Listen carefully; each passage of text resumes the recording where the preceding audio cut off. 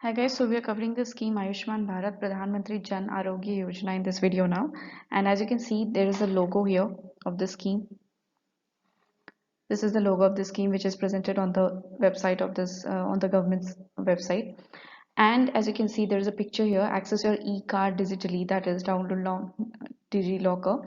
So people who are eligible for this scheme, they can, go at the kiosk centers where they can show their whatever the documents they have, Aadhaar or Ration card or whatever, and then they're given the e-card which actually declares that they are eligible for pursuing the services of Ayushman Bharat, and that e-card you can store on DigiLocker as well. So this app becomes important because it is mentioned on the government's website. So let's know about it. Okay. Yes. So let's start the actual details of the scheme now. So this scheme was launched as recommended by the National Health Policy 2017 to achieve the vision of universal health coverage. So obviously this scheme has been very popular from the time it has been launched, and the reason being that this scheme is trying to cover all the poor and vulnerable families who actually don't have any medical cover. Basically कोई भी company है तो उसके employees को कुछ health cover मिलता है, फिर आप अगर नॉर्मली भी आप थर्ड पार्टी कुछ हेल्थ कवर इंश्योरेंस रखते हैं, but the people like who are poor, जिनकी इकोनॉमिकल सिचुएशन उतनी अच्छी नहीं है, they can not afford that health coverage. So this scheme is trying to bring that health coverage for those people as well, and that is why the vision of the scheme is universal health coverage, ताकि सारे लोग cover हो. Okay. Second point, second objective of this scheme is to meet sustainable development goals and its underlying commitment, which is to leave no one behind. So sustainable development goals, if you remember any type of goal which is mentioned there, it is always with the idea that nobody in this world should be avoid of facilities, you know, devoid of facility, sorry not avoid. So सबको facilities मिलनी चाहिए जो basic चीज़ें होती हैं, and there comes the sustainable development goal 3, that is good health and well being. So with Ayushman Bharat we are also trying to meet the sustainable development goal 3, that is good health and well-being. Okay. Third point is to move from sectoral and segmented approach of health service delivery to a comprehensive need based healthcare service. So यहाँ पे हम पहले क्या हो रही है कि कुछ सेक्टर कवर हो रहा है, कुछ सेगमेंट ऑफ पॉपुलेशन कवर हो रहा है, but now we are trying to cover a comprehensive in a comprehensive way. Means कि सारे लोग आने चाहिए, आप ज़्यादा रेस्ट्रिक्शन मत डालिए एज, जेंडर, फैमिली साइज, ये सारी चीज़ों पे. तो एक कॉम्प्रिहेंसिव हेल्थ केयर सर्विस देने चाह रहे हैं नीड बेस्ड, दैट इज जिनको भी ज़रूरत है they can avail the healthcare services. So that is what the objective of this scheme is about, comprehensive need-based healthcare service. Fourth objective is to holistically address the healthcare system, covering prevention, promotion, and ambulatory care at the primary, secondary, and tertiary level. So we want to address the healthcare system at all levels basically. इसीलिए हम बोल रहे हैं कि हम holistically address करने की कोशिश कर रहे हैं. Okay. तो बेसिकली क्या है कि यहाँ पे किसी भी लेवल पे, पहले होता था कि कोई ना कोई लेवल पे आप रेस्ट्रिक्ट कर देते हैं कि ओके इस लेवल पे आपको हेल्थ कवर मिलेगा, बट आयुष्मान भारत के साथ वो चीज़ नहीं है. We are trying to cover the health care system at all levels. Primary level जो बेसिक होता है, जब आपको बुखार होता है आप जो जनरल फिजिशियन के पास जाते हैं, that is primary health care. Secondary is जब वो फिजिशियन आपको कोई स्पेशलिस्ट के पास भेजते हैं कि नहीं आप उस हॉस्पिटल में जाइए, उस डॉक्टर को दिखाइए, that is the secondary level. और टर्शरी लेवल होता है जो बिल्कुल ही हाई लेवल स्पेशलाइजेशन जो सर्विसेज होती हैं, लाइक जो ICU services and all that. So हर लेवल पे we are trying to address the health care system. Basically आप अगर सोचें तो प्रिवेंशन से लेकर जो मैक्स लेवल है वहाँ तक हम उसको कवर करने की कोशिश कर रहे हैं. प्रिवेंशन इन द सेंस कि डिजीज़ हो ही ना आपको, तो उसके लिए वैक्सीनेशन वगैरह जो चाहिए उस लेवल पे भी आपको आयुष्मान भारत कवर करेगा. फिर एम्बुलेटरी केयर, कोई एम्बुलेंस वगैरह की सर्विसेज हैं, everything which is related to health care, medical facility से रिलेटेड जो भी चीज़ें, everything is being covered under Ayushman Bharat scheme.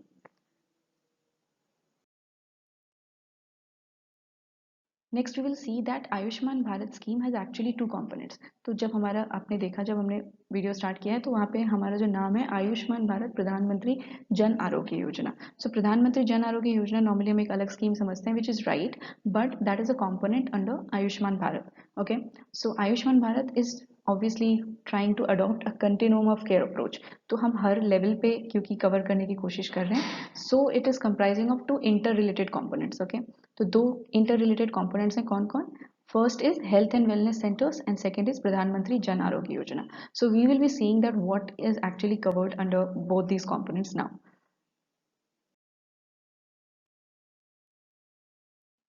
So the first component under Ayushman Bharat is health and wellness centers.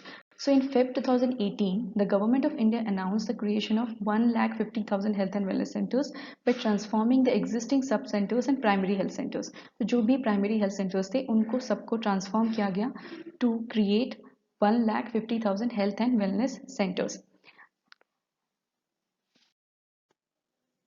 Second is to deliver comprehensive primary health care, that is comprehensive मतलब कि होता है ना हर तरीके का, ऐसा नहीं कि एक स्पेसिफिक सर्विस ही आपको मिलेगी, हर तरीके की सर्विस जो प्राइमरी हेल्थ केयर में मिलनी चाहिए.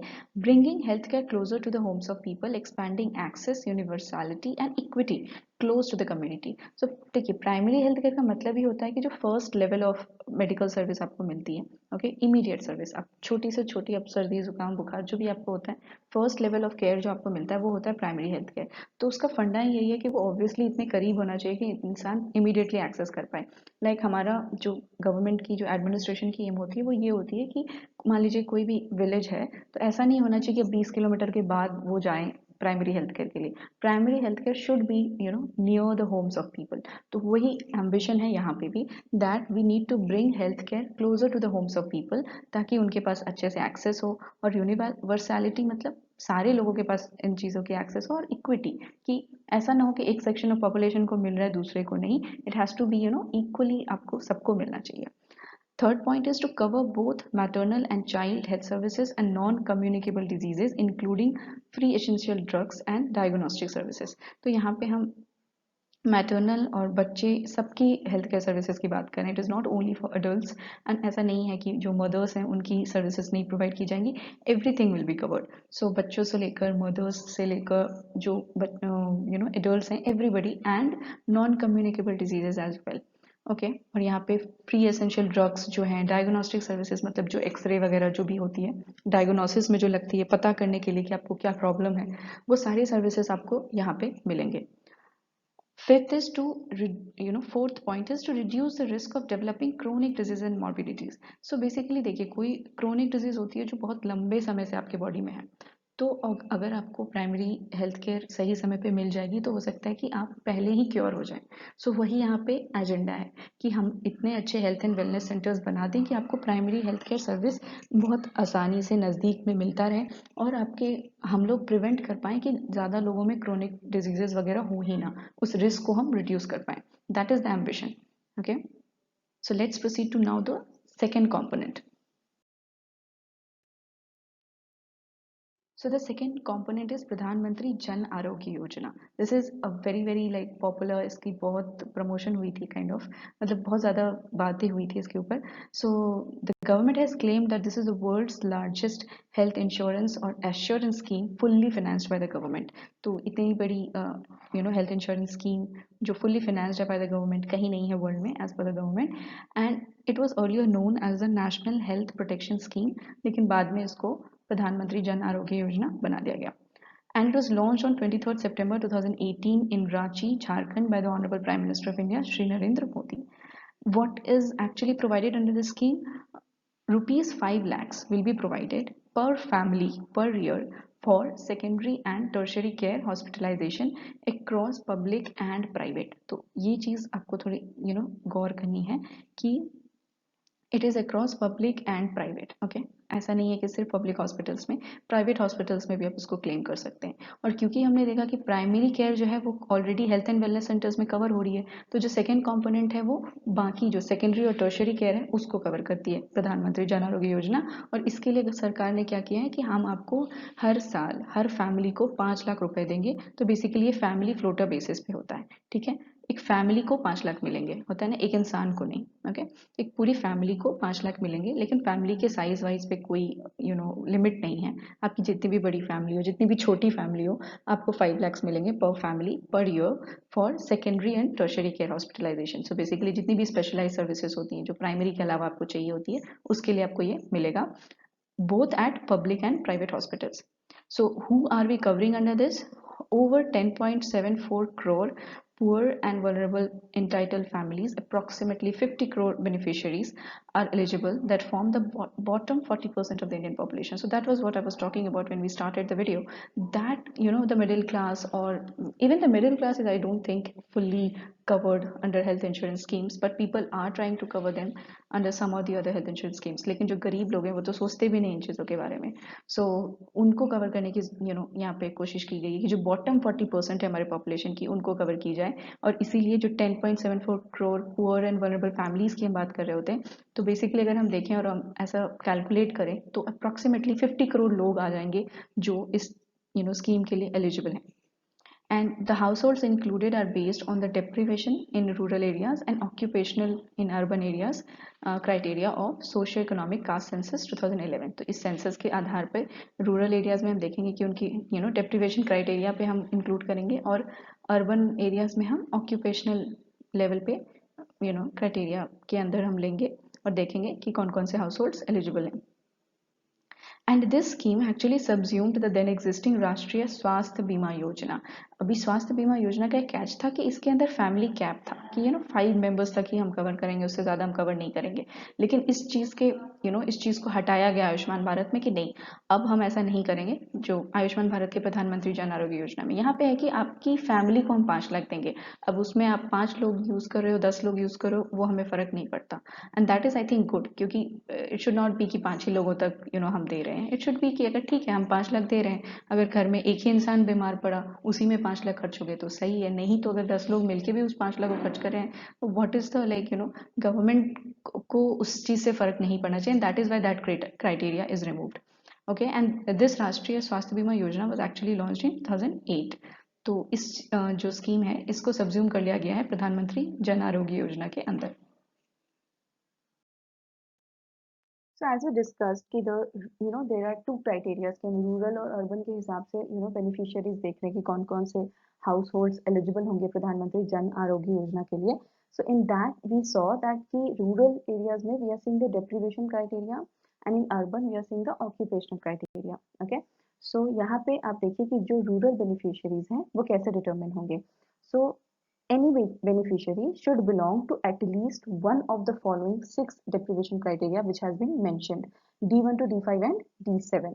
Okay, and destitute or living in alms, manual scavenger households या फिर primitive tribal group, legally released bonded labor, ये लोग automatically include हो जाते हैं. इनको इस 6 deprivation criteria में आने की भी ज़रूरत नहीं है.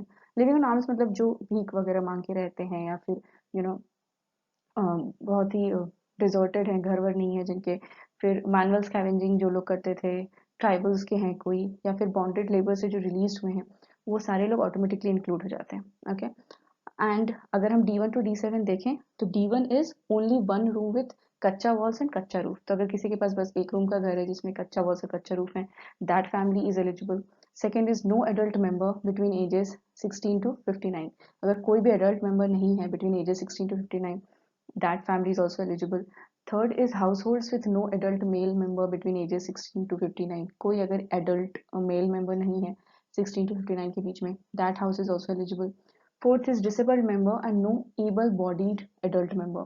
तो या तो फिर कोई भी डिसेबल्ड मेंबर है आपके घर में, कोई डिसेबल्ड मेंबर है, पता ना, जो जिनकी बॉडी में कुछ तरीके की कोई प्रॉब्लम है, या फिर कोई एबल बॉडीड मतलब पूरी तरीके से स्वस्थ नहीं है, जो अगर उनमें से कोई भी है तो that family is also eligible. SC ST house hold eligible है, scheduled caste and scheduled tribes. Second जो लास्ट है D7 is landless house holds deriving a major part of their income from manual casual labour. तो जिनके पास land नहीं है और जिनकी मेजर इनकम किसी मैनुअल लेबर करने से आती है, कैजुअल लेबर, वो लोग भी, फैमिली भी इंक्लूडेड है. तो आप अगर इसमें से कोई एक क्राइटेरिया भी फुलफिल कर रहे हैं then you are eligible. Okay, so now will see the urban beneficiaries.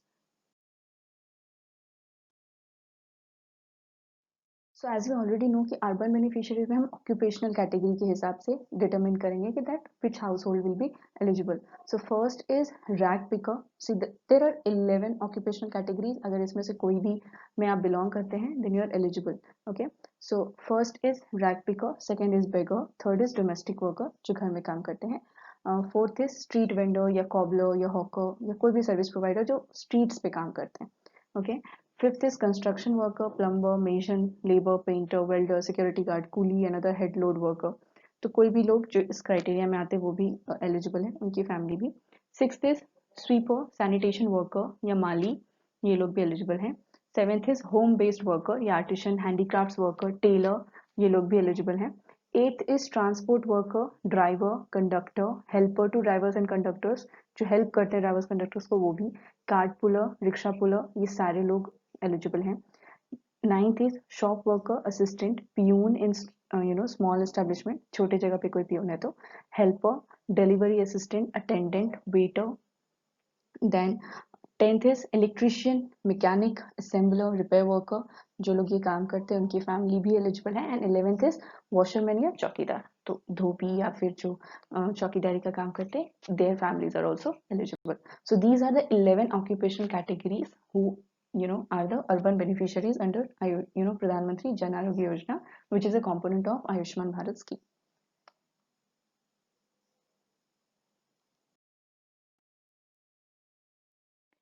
Next अगर हम कुछ की फीचर्स देखें तो प्रधानमंत्री जन आरोग्य योजना की, then it covers up to 3 days of pre hospitalisation. So hospitalisation के पहले के जो 3 दिन है उसको कवर करता है, एंड 15 days पोस्ट हॉस्पिटलाइजेशन। तो हॉस्पिटल में अगर आप हो गए हैं एडमिट, उसके बाद भी 15 days they cover all the expenses such as diagnostics and medicine. And as I said, there is no restriction on the family size, age और जेंडर, कोई रेस्ट्रिक्शन नहीं है। All pre existing conditions are covered from day one से आपकी सारी conditions को cover किया जाएगा। And which is a very very important point, that this is portable across the country, so anybody can claim this scheme in any area. So even if you are from Tamil Nadu, you can claim this scheme in Uttar Pradesh. So that is the best part, I think. ऐसा नहीं होना चाहिए था, वो regional basis पे हो जाता, then it would be an issue कि नहीं अगर आपका कार्ड इस एरिया का है तो आप उसी एरिया में हॉस्पिटल में दिखा सकते हैं. It's not like that. It is portable across the country.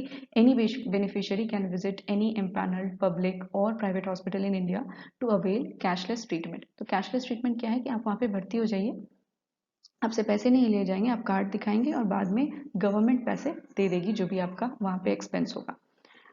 Services include approximately 1393 procedures, बहुत कॉम्प्रिहेंसिवली कवर किए गए हैं, covering all the cost related to treatment, सारे जो कॉस्ट होते हैं ट्रीटमेंट से, including but not limited to, मतलब सिर्फ यही नहीं है और भी बहुत सारे हैं, like drug supplies, diagnostic services, physicians fees, room charges, surgeon charges, OT, operation theatre and ICU, intensive care unit charges, ये सारी चीज़ें कवर की गई हैं। और मतलब जितनी चीज़ें लग सकती हैं, everything is approximately covered under this scheme.